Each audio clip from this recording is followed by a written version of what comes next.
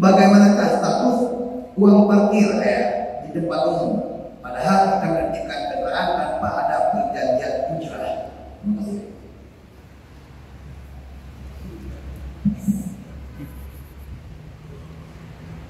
Yang main parkir, pak parkir, kekuatan parkir, kusopan.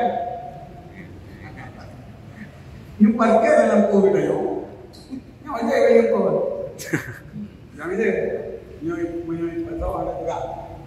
Yang kali ini di pedang ayo,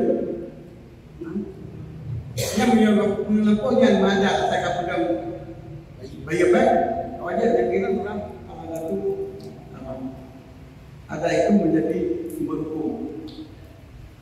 Apa? Ibu yang kita itu budaya itu mengatakan budaya itu. Bahkan yang orang kita itu pun budaya itu tanya kan. Betul. Mereka fikir itu yo. Kepada kan dia apa yang budaya. Ya dia jadi macam. Maka Allah parkir nyatanya bagi orang dari hak itu. Nyuruh dekat di parkir itu pada mantik lupa. Maklum tu itu bayar untuk bayar. Ya kan? Masalah hanya bahaya batanya bukannya. Itu hanya transparan. Jadi bahaya. Mana dipakai? Gede kopi bahaya. Oh gede kopi bahaya. Yung kopi yang kamaru punya dibayar. Boleh.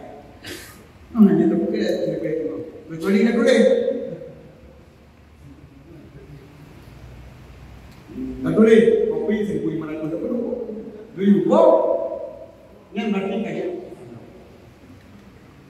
Mana yang diketat hanya malu banyak. Dia kata-kata besar ni hanya malu kadang minum, sini baju dia beli dia dua ribu yang tak dia.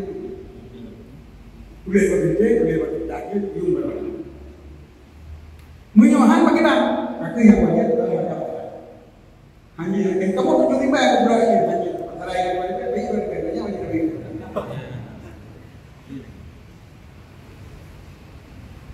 Maka urang juga kedai kopi, urang juga parkir, nampu parkir, payah ditentukan 5.000 sekali parkir. Yang urang dibayar mau, dibayar lain. Berumpam hukum parkir dibayar, maknanya kami tulis. Yang di lewat bawah ini macam mana? Jangan bikin parkir di atas jalan dibayar apa? Dibayar apa?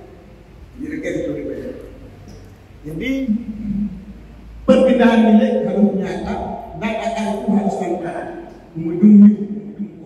Menyohana bayar dalam harga mesin, harga barang.